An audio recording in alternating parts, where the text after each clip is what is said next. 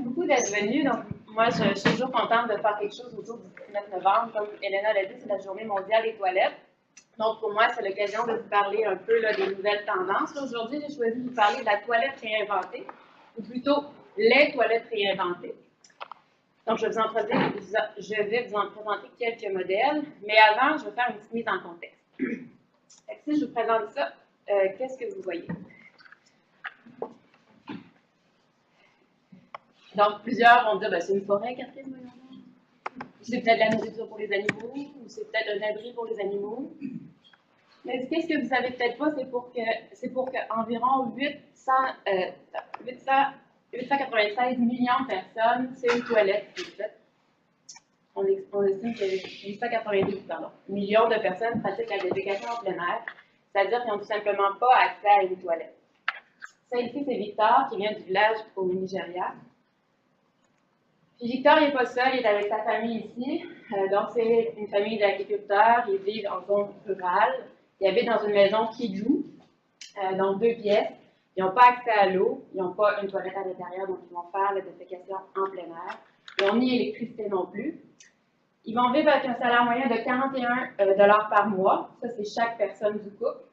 Donc, on peut se demander comme question comment on peut faire pour payer un assainissement quand on gagne seulement 41 $ par mois pour les 2 individus. Parce qu'effectivement, si on regarde le coût de l'assainissement, ça ici, c'est les coûts d'investissement. Si on regarde une simple latrine, ça va être autour de 40 $. Si on monte jusqu'au traitement tertiaire, on peut aller jusqu'à 800 $ américains.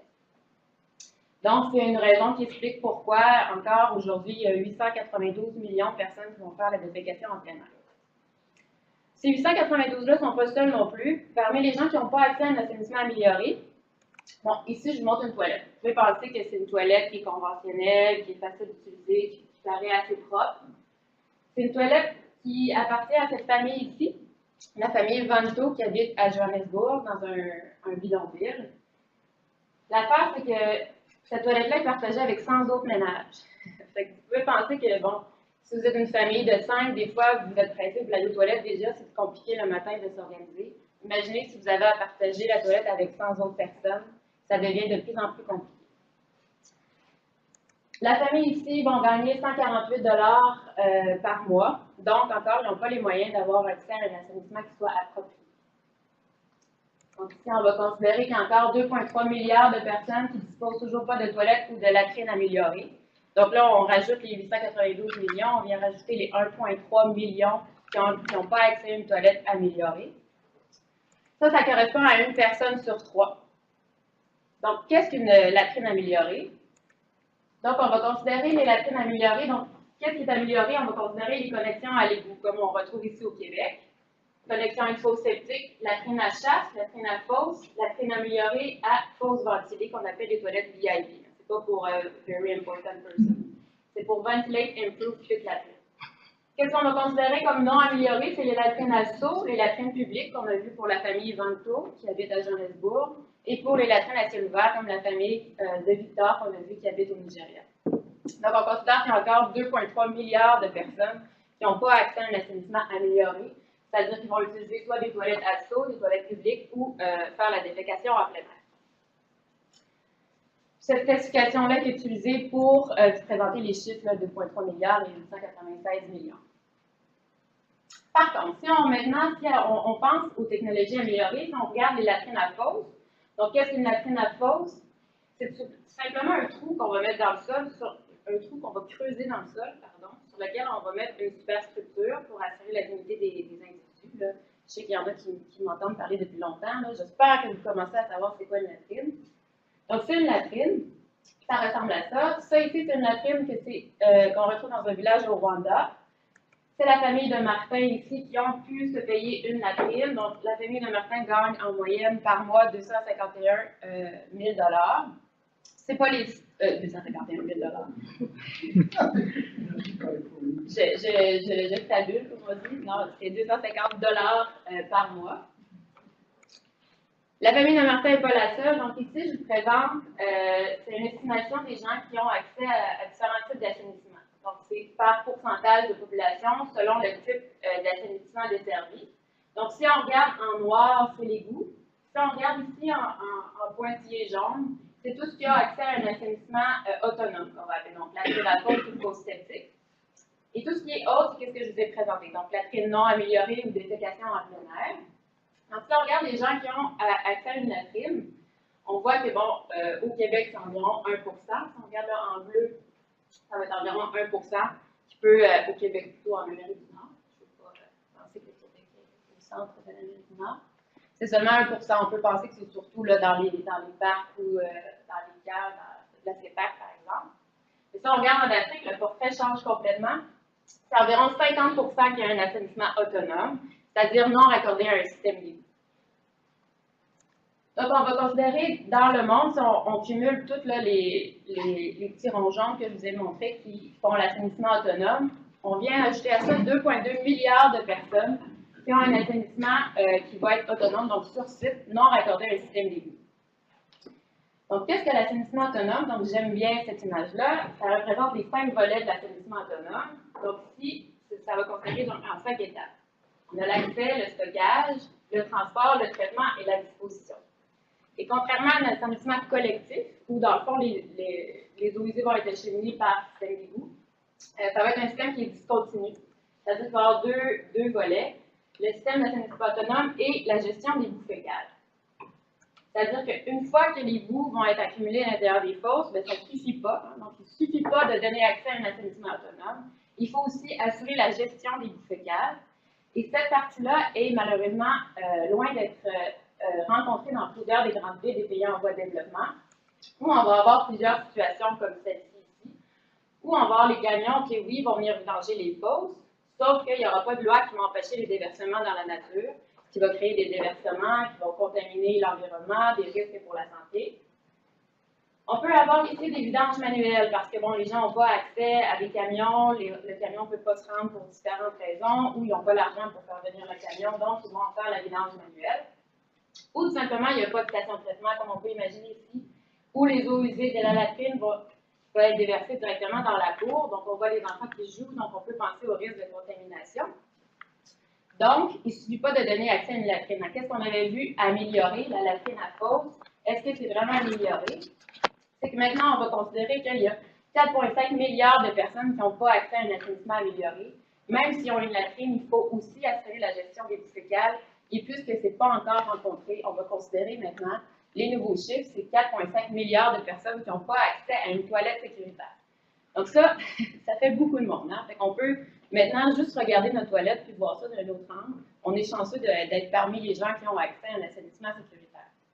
Parce qu'évidemment, le manque d'assainissement, ça a des conséquences sur la santé. De petites statistiques ici, on va considérer que dans les pays en voie de développement, la moitié des lits d'hôpitaux va être pour des malades qui ont atteint des maladies diarrhéiques, donc causées par un mauvais état de l'assainissement, un mauvais état d'hygiène, de la santé environnementale, comme on peut appeler. On va dire que la diarrhée tue plus d'enfants chaque année que le sida, que la malaria, que la rougeole combinée.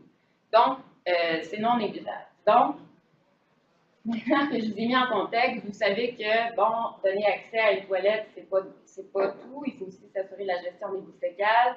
C'est une problématique qui va créer des maladies. C'est pas bon pour l'environnement ni pour la santé des êtres humains. Donc, dans cette optique-là, en 2011, il y a eu un grand concours qui a été lancé. Ça s'appelle Reinvent the Toilet, réinventer la toilette. Ça a été lancé par la Fondation Bill Gates. Pourquoi? Donc, c'est justement pour s'attarder à cette problématique-là. La Fondation Bill Gates a lancé comme idée de justement pourquoi on ne réinventerait pas la toilette pour répondre aux besoins de 4,5 milliards d'individus qui vivent dans les pays en voie de développement. Donc, qu'est-ce qu'était le concours? Donc, le concours, bon, réinventer la toilette, c'était un concours ambitieux. On veut éliminer les pathogènes, puis on veut aussi produire de l'énergie. Donc, il ne suffit pas juste de tuer les pathogènes, on veut essayer de créer des technologies qui vont récupérer l'énergie, l'eau potable ou les nutriments. On veut aussi un système qui fonctionne sans accès à l'eau, parce qu'on l'a vu dans plusieurs cas, les gens n'ont pas l'eau potable dans la maison, ou l'aqueduc, tout simplement. Ils n'ont pas non plus, ils ne sont pas raccordés à un système d'égout et ils n'ont pas nécessairement d'électricité. Donc, on veut créer un système qui soit être capable de fonctionner de façon autonome. Puis, je vais prendre un petit peu. Ici, je vous ai mis 4 icônes. Ça représente dans le fond les 4 axes de l'assainissement. Donc, on a ici les gens qui vont s'asseoir quand ils vont à la toilette, comme nous, normalement. On a les gens aussi qui vont faire un squat. Je ne sais pas s'il y en a déjà qui ont vu des toilettes. Oui, on en voit en France, c'est quand même commun. En Inde, c'est beaucoup répandu aussi. Donc, il y a des gens qui vont avoir des toilettes à squat. Il y a des gens qui vont utiliser le papier pour se nettoyer, ou les gens qui vont utiliser de l'eau, par exemple. Donc, on va dire que c'est des wipers ou des washers, des sitters ou des squatters. Fait que ça, dans le fond, chacune des technologies aussi devait être accommodante pour le plus de personnes, c'est-à-dire si on est capable d'avoir des modèles qui soient versatiles, c'est intéressant, parce qu'une toilette, on ne pourrait pas, par exemple, commercialiser une toilette où les gens s'assoient dans un endroit où les gens vont faire du squat. Donc ça, c'est les 4 axes de l'assainissement. Mais c'est pas tout. En plus de ça, on voulait aussi que les coûts soient de 5 sous par jour par utilisateur. Donc, on veut avoir, évidemment, on a vu le salaire moyen par mois des gens, ça peut aller de 41 $ à 250 $.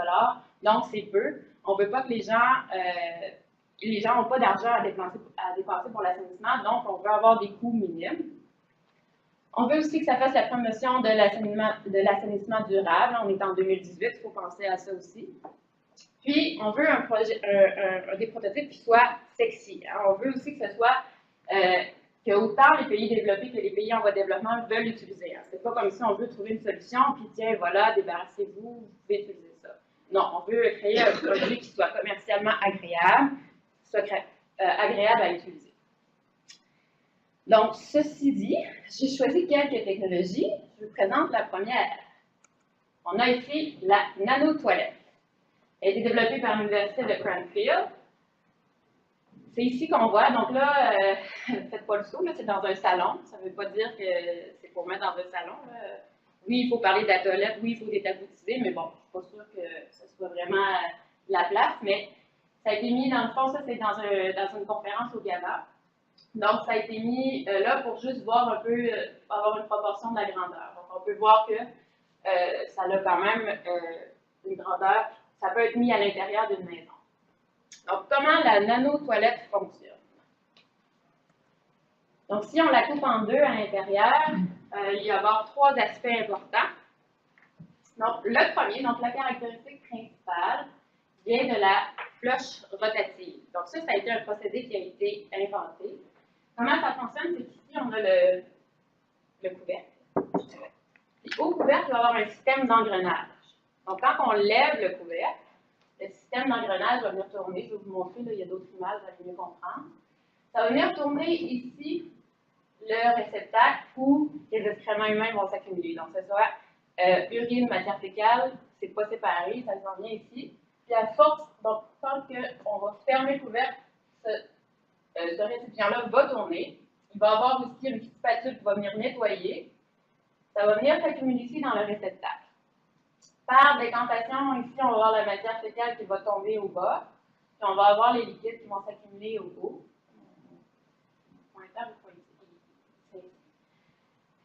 Puis en actionnant aussi, il va y avoir la vis d'Archimède ici, qui va venir, dans le fond, monter les solides jusqu'au séchoir. Le séchoir va venir ici sécher, donc va abaisser jusqu'à environ 20-25% de matière en eau, donc d'humidité, pour être ensuite, dans le fond, tomber à l'intérieur d'un combusteur, d'un gasifier en anglais, donc une chaudière. Donc, dans le fond, les boues sèches vont être utilisées comme carburant pour venir ici chauffer. Donc, dans la chaleur, il va y avoir un engin, une steering engine, qui va venir récupérer l'énergie, qui va fournir l'énergie pour faire fonctionner la pompe d'aération. Pourquoi on a besoin d'une pompe d'aération? Ça, c'est pour le chemin des liquides. Donc, dans le fond, l'urine, elle va passer ici, il y a un petit réservoir, une petite conduite. Donc, l'urine va passer ici. Elle va être aspirée dans les membranes nanofiltrantes. Donc, les membranes vont filtrer. Donc, l'eau va être ressortie ici. Il va être récupéré dans le bas. Puis, il va être acheminé au devant. Donc, l'eau filtrée, donc, exemple, pathogen, va pouvoir être réutilisée pour soit arroser les plantes, soit pour, on peut le déverser là, sans danger pour la santé ou l'environnement. Il n'y a plus de pathogènes. Donc, ça, en gros, c'est comment ça fonctionne. Donc, on a une nouvelle coupe.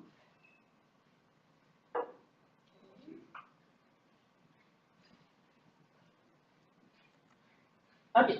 Donc là, ici, on voit une version plus en gros plan. Donc, on voit ici le système d'engrenage. Donc, quand on ferme, donc, ça vient de faire mécanique, ça vient ici activer un système d'engrenage qui va venir tourner le récipient ici. Parce que je viens de mettre de nouveau. Il n'aime pas parler de toilette. C'est pas grave, je vais continuer. Donc là, on a le récipient ici, donc ça va venir tourner. Donc, on va avoir la petite spatule ici qui va venir nettoyer, comme je vous l'avais dit. Ça va s'en aller dans le bas. Donc, la vis va aussi, en fonction, va être activée. Donc, ça va monter à l'intérieur. Ça va venir dans le séchoir. Le séchoir va alimenter la chaudière. Et puis, là, ici, on va avoir les cendres qui vont s'accumuler. Puis ça, une fois ou 2 semaines environ, ou selon l'usage, on peut venir récupérer. Ça, c'est pour les solides. Pour ce qui est des liquides, donc, les liquides vont passer à l'intérieur d'une conduite. Il va aller passer à l'intérieur des membranes. Et puis, l'eau pure, donc l'eau une fois filtrée, l'urine une fois filtrée, va ressortir puis va être acheminée au devant de la toilette. Et l'eau peut être utilisée pour arroser les plantes. Donc, ça, c'est en gros le schéma du procédé, donc avec les différentes composantes. Donc, je dois vous rappeler que ça ne doit pas être branché. Donc, ça doit être autonome. Donc, comment on fait pour faire ça? C'est qu'on va mettre ici un engin Stirling, oui, pour récupérer la chaleur. Donc, il va y avoir l'électricité qui va venir faire fonctionner le ventilateur. Le ventilateur va créer une succion pour venir tirer l'urine, donc pour faire passer dans la nanomembrane. Donc, en gros, c'est comme ça que ça fonctionne. Ça, dans le fond, il y a les premiers prototypes. Ils se sont rendus compte qu'il y avait un excès d'électricité. Donc, ils ont installé une prise pour pouvoir venir charger les téléphones. Donc, ça peut être intéressant dans un endroit où tu n'as justement pas accès à l'électricité. La toilette peut venir charger ton téléphone. Donc, comment? À 41 $, c'est peut-être pas ça qu'il faut faire. Ben, en fait, ils ont quand même tout le monde un téléphone, c'est ça qui est surprenant. Mais voilà, la toilette peut charger votre téléphone. Donc, c'est un prototype. Donc là, il y a la deuxième phase. Donc, le concept a été mis en place. Maintenant, il y a des prototypes qui sont testés en ce moment à Durban, en Afrique du Sud. Donc, je vous rappelle, c'est des toilettes qui sont faites pour les gens qui s'assoient et puis qui sont des wipers. C'est pour, donc, la toilette que je vous ai montrée, c'est pour une capacité de 10 personnes. Puis, on estime que ça a une durée de vie de 10 ans, mais bon, on ne sait pas encore, là, on est en train de faire les tests sur le terrain. Donc, voilà pour la nano-toilette. Si vous allez à la Fondation Bill Gates à Seattle, il y a un beau prototype. Vous ne pouvez pas l'essayer encore. Mais si vous allez en Afrique du Sud, vous pourrez essayer les nano-toilettes. Prochaine toilette, c'est la Blue Diversion, qui est un projet qui a été développé avec IOS et EWAG en Suisse. Donc, comment ça fonctionne? Donc là, on voit déjà une différence. C'est pas une toilette pour s'asseoir, c'est une toilette pour faire un squat. Donc, en gros, comment on l'utilise? C'est que là, l'avantage, c'est qu'il va avoir une séparation d'urine et de matière fécale et de l'eau. Donc, de l'eau de nettoyage et de l'eau pour laver les mains. Ça, c'est important parce que, dans le fond, les conditions d'hygiène aussi peuvent être améliorées. Donc, ici, ce qui est intéressant avec ce prototype-là, c'est que ça va fournir de l'eau pour se laver les mains directement après avoir fait nos besoins. Je pense aussi que l'hygiène est importante là, pour empêcher la prolifération des maladies transmises par voie fécale-orale. Donc, ici, on a directement de l'eau. Donc, c'est un avantage. Donc, comment ça fonctionne? Donc, c'est fermé. Donc, on ouvre. Donc, il va y avoir une ouverture. Donc, il y a comme une valve qui s'ouvre quand on actionne le bouton ici avec le pied. You do your business. Après ça, dès que tu viens, tu utilises l'eau, par exemple, donc il va y avoir un capteur qui va venir fermer directement la trappe pour la récupération de la matière fécale et de l'urine. Pourquoi on veut faire ça? C'est parce qu'on ne veut pas que l'eau vienne être contaminée avec la matière fécale ou l'urine. Et que l'eau va être récupérée dans un réservoir.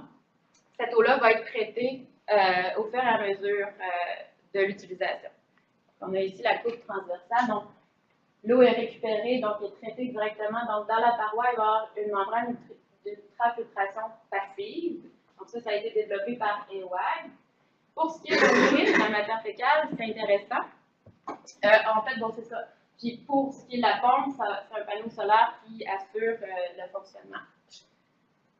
Puis il va y avoir 20 litres de réservoir pour la matière fécale et 15 litres, 20 litres pour l'urine, pardon, et 15 litres pour la matière fécale. Donc, on va faire un système de collecte. Donc, on va stocker l'urine et la matière fécale et 2 fois par semaine, un camion va venir chercher les récipients, va venir chercher le récipient d'urine et de matière fécale, va venir le chercher par camion, va l'amener à une station de traitement donc décentralisée, donc à une plus petite échelle. L'urine peut être traitée par nitrification ou distillation, transformée en engrais pour utiliser dans les champs. La matière solide peut être traitée par combustion. Encore une fois, les cendres peuvent être utilisées comme engrais dans les champs. Donc, c'est intéressant de ce prototype-là parce qu'ils ont développé un plan d'affaires qui permet justement de créer de l'emploi pour justement le système de collecte. Donc, on pensait que ce n'est pas juste une toilette, mais c'est aussi un plan d'affaires qui va faire en sorte que, dans le fond, les 5 volets de l'assainissement autonome, c'est-à-dire l'interface, la collecte, en fait, l'interface, le stockage, le transport, le traitement et la disposition sont déjà toutes planifiées dans le plan d'affaires. Donc, ça, c'est l'avantage de cette toilette-là. Donc, c'est une toilette qui, soit pour l'instant, qui utilise du papier ou de l'eau pour le nettoyage anal. C'est des projets maintenant qui. Donc, les premiers prototypes sont en test à Kampala. Ça, c'est en Ouganda. Donc, voilà pour la Blue Diversion Toilet. Prochain modèle. Ça, vous allez me dire, ben voyons, c'est quoi qu'il y a de différent dans cette toilette-là? On ne peut pas savoir parce que, dans le fond, c'est ici qu'on va retrouver pourquoi la technologie a été développée. Ça a été développé par Caltech et California Technologies Institute. Eux, ils ont gagné le premier prix dans la première round du concours Réinventer la toilette. Donc, l'avantage de ce prototype-là, c'est que c'est assez simple, puis ça va venir utiliser l'électrolyse pour, dans le fond, venir stériliser l'eau, donc les eaux usées. Donc, comment ça fonctionne?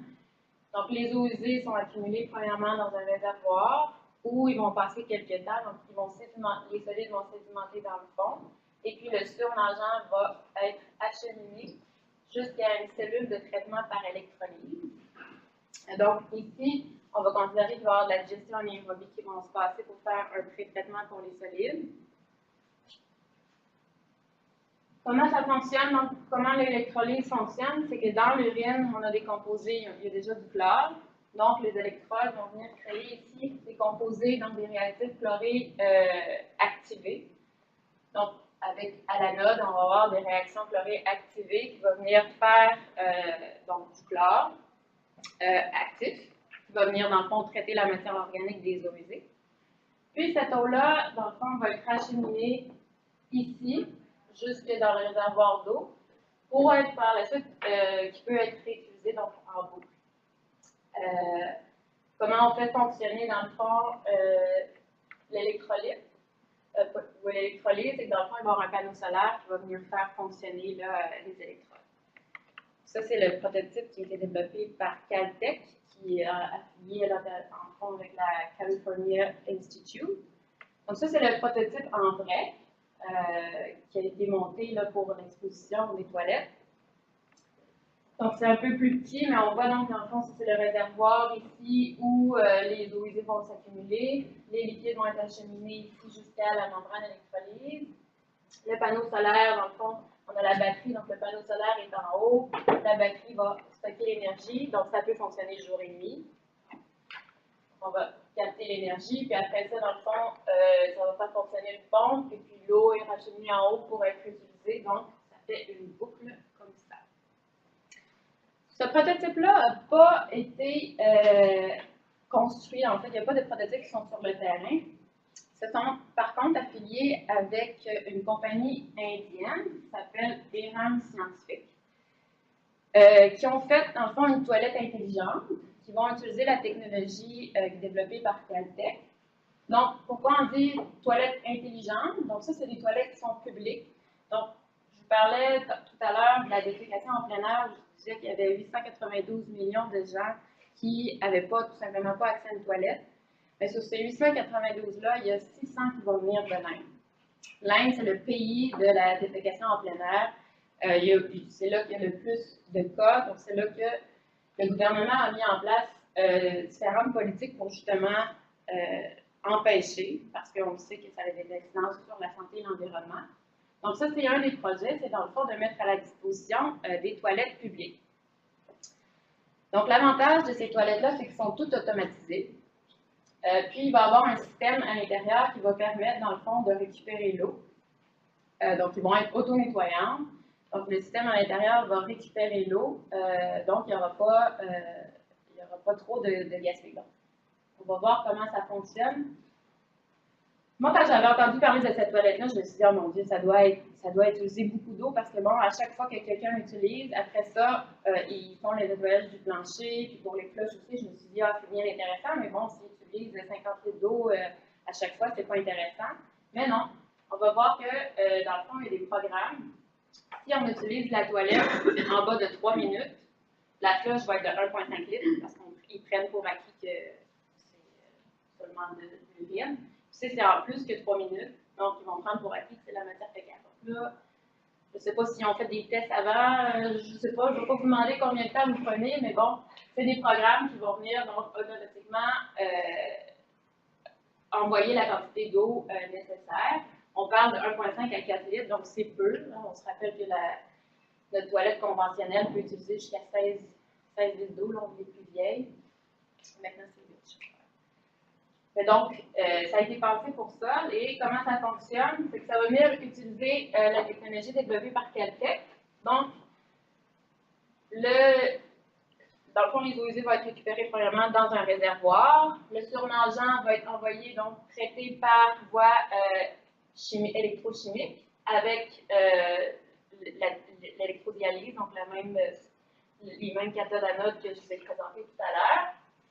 Donc là, une fois traité, il va passer différents filtres pour être par la suite récupéré, pour être ensuite récupéré pour la floche et pour le nettoyage du plancher. Donc voilà. Donc maintenant, comment ça fonctionne?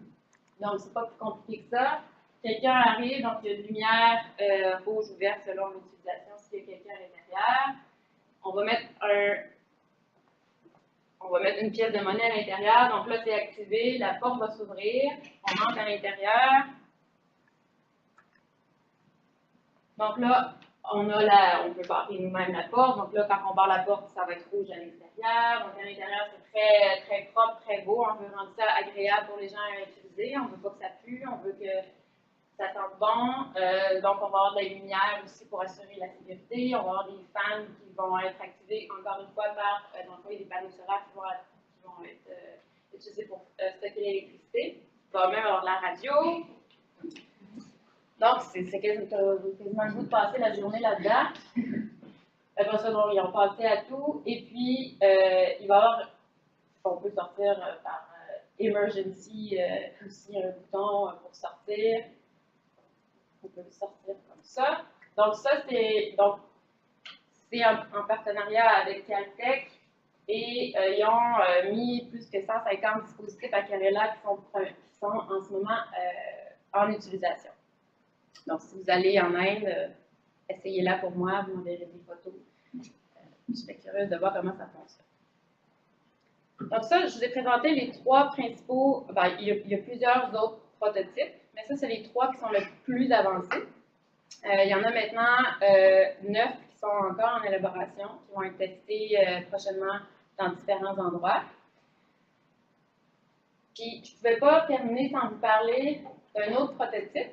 Ça, c'est pas une toilette, hein, parce que là, si c'était une toilette, ça serait gros, ça serait quand même gros.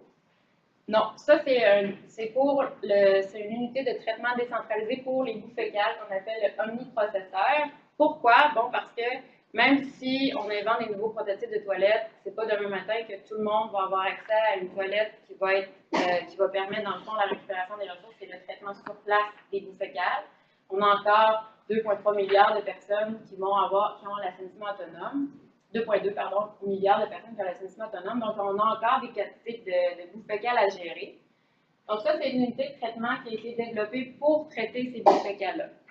Parce qu'il faut savoir que comment on traite, nous, nos eaux usées, on ne peut pas transposer ça directement dans les pays en voie de développement.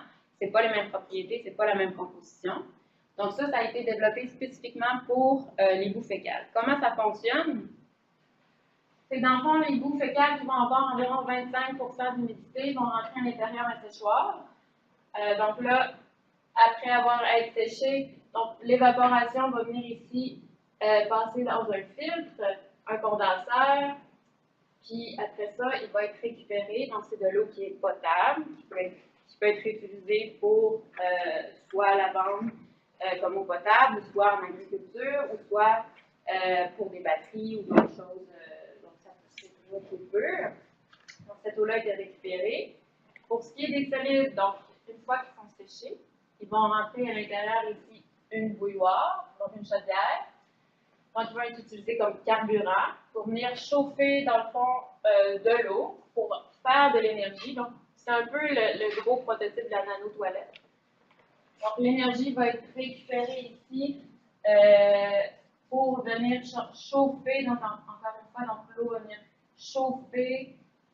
Donc, va être récupérée pour chauffer le séchage. Donc, c'est comme ça que ça peut fonctionner en fournissant l'énergie. Donc, l'énergie est utilisée pour faire fonctionner les pompes à l'intérieur. Et voilà, donc il y a un cycle d'énergie qui peut être aussi vendu pour le village. Le problème, c'est que je dis ici que c'est pour avoir des boues de 20 à 25% d'humidité, sauf que les boues focales, ça ressemble à ça quand ça sort d'un camion.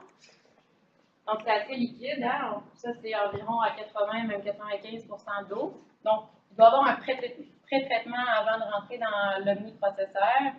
Donc, on utilise, ici, on va utiliser 2 bassins de décantation. Donc, ça, c'est en opération au Sénégal. Donc, c'est la station de Tamberen à Dakar. Donc, on a les 2 lits de décantation. Puis après ça, on va avoir 12 lits de séchage, donc pour venir sécher. Donc, on va laisser les boues environ pendant 2 semaines pour avoir le 25 à 30% d'humidité à l'intérieur des boues. Puis une fois qu'on a séché, donc c'est ça qui peut être acheminé dans le fond dans le séchoir, puis par la suite dans la chaudière pour former de l'énergie. Et puis à la sortie ici, on va récupérer de la cendre. Donc ça peut être utilisé en agriculture aussi.